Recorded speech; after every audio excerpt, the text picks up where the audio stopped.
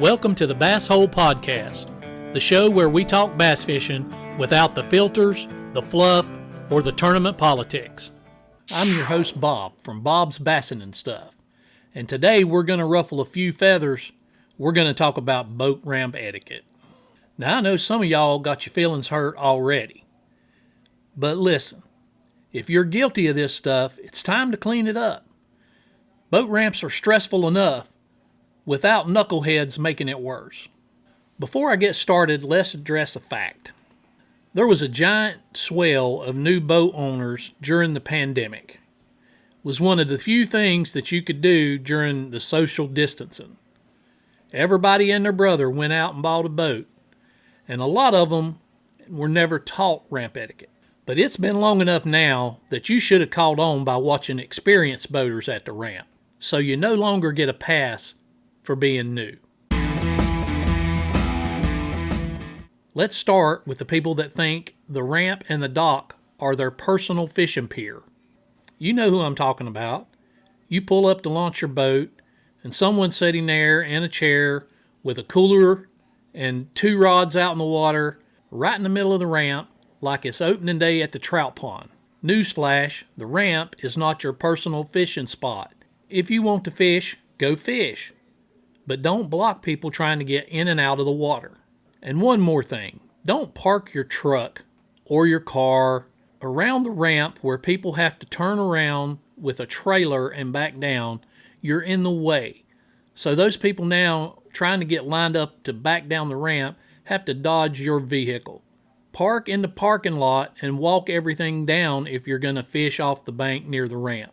Almost all of them are posted no parking. You're not being a bass hole, you're being the other one that sounds like it. Next, one of the biggest sins, and one that I see the most often, is someone's backing their boat down the ramp, all of a sudden they stop and decide that's when to make ready. All their straps are still tied down, their plug's not in the boat, they're loading stuff from their truck bed into the boat, coolers and floats and children. I mean, it's just crazy. Listen, you get ready before you back down the ramp. Take your straps off, put your plug in, get everything loaded before you ever start down the incline. There's usually a staging area for this. Do it there. The ramp is for launching and loading only, nothing else. Now let's talk about line jumpers. You're in line waiting to put your boat in the water or to take your trailer in to get your boat out of the water, sometimes maybe 4 deep. And here comes Captain Impatient thinking he's going to run up to the front of the line and jump in front of everybody. Not going to happen here, buddy. Go to the back of the line. I actually had an experience like this. Me and my brother were out at Lake Norman, and a guy was going to pass about 4 boaters to get to the front of the line because his dad or uncle or whoever was holding the boat trying to block the boat ramp so that other people couldn't load and he could jump the line. Well, that didn't fly. My brother called him out in the parking lot, and I went right by the guy blocking the ramp to load my brother's boat when it was his turn. So remember, you ain't special. Wait in line like the rest of us. And here's another one. Socializers. People who launch their boat and then hang around at the dock and the ramp, talking to each other, laughing, fixing tackle or gear, breaking out coolers and popping cold ones, all the while the ramp's backing up. Just get out of the way. The dock is not your backyard patio. It's for tying up quick so you can pick up or drop off your boat and get out of everybody else's way.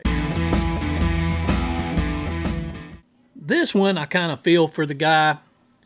You get to the ramp, you unload your boat, you go to start it, it won't start. You dead battery, bad gas, wires, whatever. You can't just sit there all the while trying to fix that boat at the dock in front of the ramp. You have to move. If you can put your trolling motor down and get over to the bank and out of the way, That's the best thing to do. If you need help, ask for help so that you can get out of the way. Somebody can pull you over to the bank or something. But don't just sit there and block everybody and let the ramp back up. I feel for you. I'd hate to be in that position. I've been in that position before, but you have to still be courteous. Don't make your problem everyone else's. Find a way to get off the ramp, make your repairs. Best of luck to you, but you shouldn't be blocking everyone else that's trying to get on the water. So there it is, folks. Boat ramp etiquette in a nutshell. Be prepared, be quick, be courteous, and don't be an idiot. That's it for today's episode of the Bass Hole Podcast. Don't forget to like and subscribe, and drop a comment and tell me about your worst boat ramp horror story. And as always, keep bassing. Thanks for tuning in to the Bass Hole Podcast.